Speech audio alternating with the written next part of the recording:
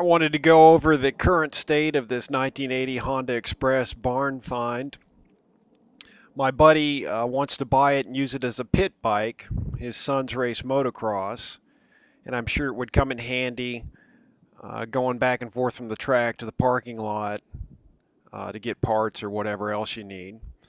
So just wanted to go over a few things I've done. I probably will forget a bunch of stuff, but it'll give people an idea of what's involved in getting these things back in running shape. Um, First off, I replaced the battery with a new battery.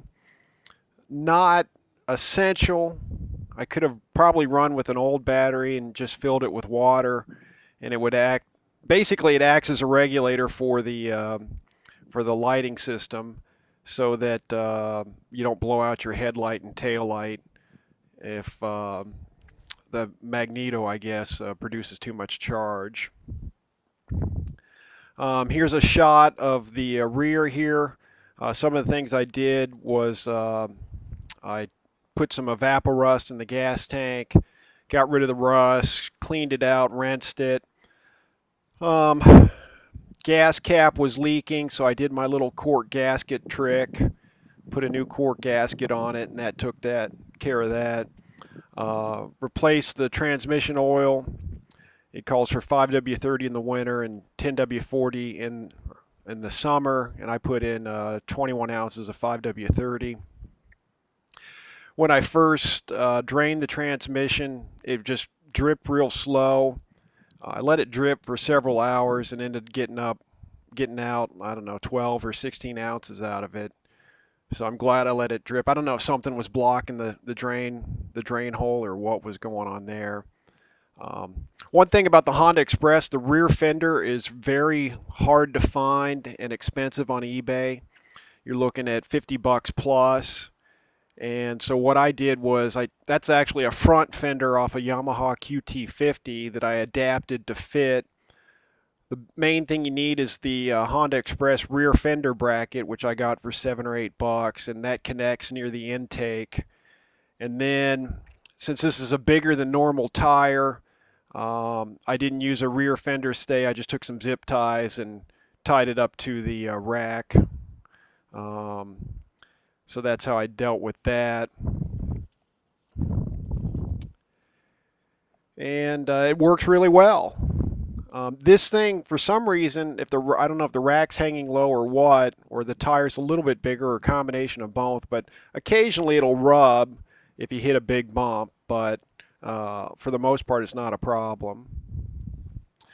Here's a shot of the other side at the rear. I removed the turn signals because my buddy's using it as a pit bike, and I think 3 of the 4 turn signals were missing their lenses. They'd been broken, and the bulbs needed replaced. And really, the rear turn signals just tend to get in the way, and if you're loading it on a truck or trailer, or you have it in a garage full of stuff, the rear fenders always end up hitting something. And so I just took those off, and I ended up taking off the front fenders as well. One of the small things I did, you can kind of see that axle nut. The kids who had this had stripped a bunch of stuff. One of the things they had stripped were the threads on the rear axle. And so I couldn't fully tighten the castle nut that came with it. And I ended up buying a tap and die set. And of course, the die that I needed didn't come in the set. So I went to the hardware store. And what I was going to do was just use another die with a different pitch, but the guy at the hardware store said, no, you need to use the same pitch or else you're just going to screw it up. So I'm glad I talked to him.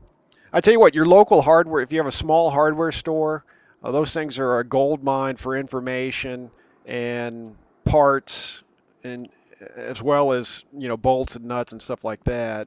Although, it can get expensive if you buy all of your bolts, nuts, and washers and screws from them.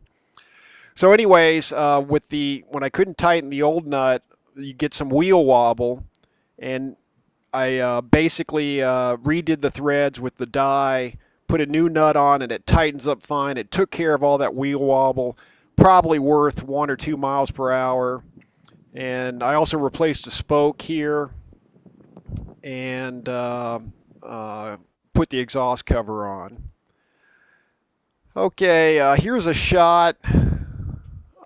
I basically wanted to show it's got a new petcock, new fuel line, new fuel filter, new oil lines. The oil injection system does work.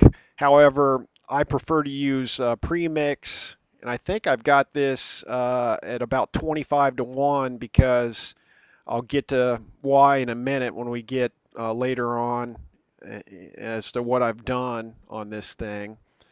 And you can see I replaced I had to rethread that bolt that holds the rack to the frame there, or the where it screws in. I had to rethread that with the tap and die set, and got some new hardware there. But if you want to use the oil injection system, it seems to work fine. Now the only caveat is I think oil needs to run through it to keep it lubricated, and right now that's not happening, but I don't know. I don't think it's really that big an issue. Oh, and you can see the nylon spacer there that I added for the exhaust. The muffler does have a slot in it so the rear axle doesn't hit it, but you still need that spacer to get enough clearance. I think this was the one when I first got it. I didn't realize it at first, but when I first got it started, it was running real slow, and it was because basically the rear wheel and the axle were rubbing against the exhaust because I didn't have that proper spacing. So I retaped some wires and stuff like that, and a battery drain hose, which you kind of see coming through the from the bottom of the seat down. I think you can run it right through the frame, but I didn't do that. I think I've got a nice solution anyways. So, okay. The reason I'm running 25 to 1 premix or thereabouts, maybe it's closer to 31, but uh, I this thing was stored in a barn for God knows how many years, maybe decades. And when I got it, there was no spark plug in it, and so the spark plug hole was wide open, and I'm sure dirt, dust, and other crap got in the cylinder area as a result. And plus, it wasn't starting up too easy, and it wasn't running as fast as it should. So I just went ahead and got a new piston, rings, wrist pin, needle bearing, circlips, and base gasket. I reused the head gasket. Here I am showing the wind-up starter. I had the key off. I just wanted to show you how you start it. You basically wind it up and hit the rear brake, and that releases the spring, and that spins the motor to start it. And it actually starts up real easy. I started up this morning, first time after it set all night cold. So that's always a good thing. Easy starting is always a good thing. Now, if you run it out of gas, you'll have to let the carb bowl fill up, and it'll be a little harder to start. I did initially have a bigger K&N filter on this, but because the clearance with the kickstart was an issue, and also because I dropped a bunch of money on the new piston and associated stuff, I went with this air filter. Now, there are people out there that are giving me a hard time. All these things run so much better with the stock airbox. Okay, well, get on eBay and find yourself a stock airbox. Okay, it's going to run you about $100 to $150. And this thing came with parts of the stock airbox, but not all of it. So that's why I switched to an aftermarket filter. And you can tune the carb to go with that filter, although it does have the pressed-in main jet, but you can do some tuning to get it to run right. So, yeah, in the best of all worlds, I could drop $150 or whatever the heck they're asking on eBay for the stock airbox, but I'm not going to do that. And then this was the carb that was missing the brass fuel inlet. I took a QT fuel inlet and had to drill this carb a little bit to get that to fit right, but that's working well. And this was the carb where the choke plunger was stuck in the choke chamber, and I got that to work. I actually used a QT50 choke plunger And it seemed to be a pretty good substitute. It's not perfect, however.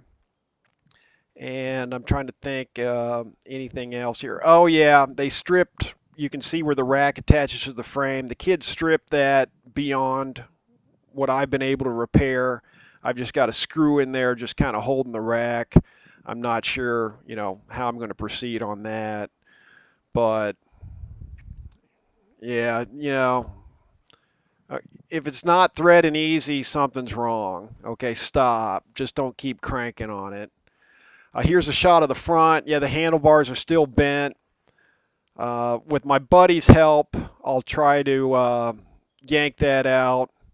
Or actually, I've seen some handlebars on eBay at a reasonable price, 26, 27 bucks. I'm not sure on the shipping, however. So it may just be easier to get a new set of handlebars, but we'll try to, with two people, we'll try to get that bent out to where, at least closer to where it should be. When you ride it, you really don't notice it. It looks worse than it is. And I added a rear view mirror I found. Got a working headlight, at least on the high beam. Replaced the instrument panel lights, so your speedometer lights up, your high beam indicator lights up. Since I took off the turn signals, the turn signal light did work, but since there are no turn signals now providing, I guess, resistance or whatever, maybe because I just unwired them, the turn signal light indicator doesn't work. The front tire's in pretty good condition. The back tire, it'll work for a while. Eventually you might want to replace it. So I think that's about everything. Oh, the brakes work fine. Didn't have to replace the brake pads. And they don't squeak, which is nice. And I don't know.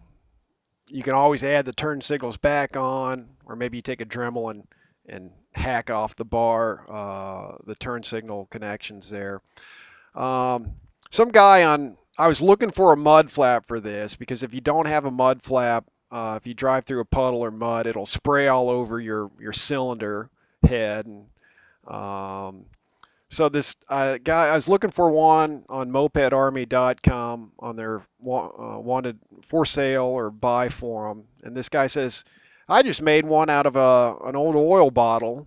And I thought that some people might hate this. I actually love it. I think this is the greatest thing. I just cut one from a Castrol motor oil bottle and fit it in there, which I think is just hilarious and a lot better than spending 15 or 20 bucks on eBay for a mud flap. So there it is, the Honda Express barn find. Little cleanup left, and we're almost there.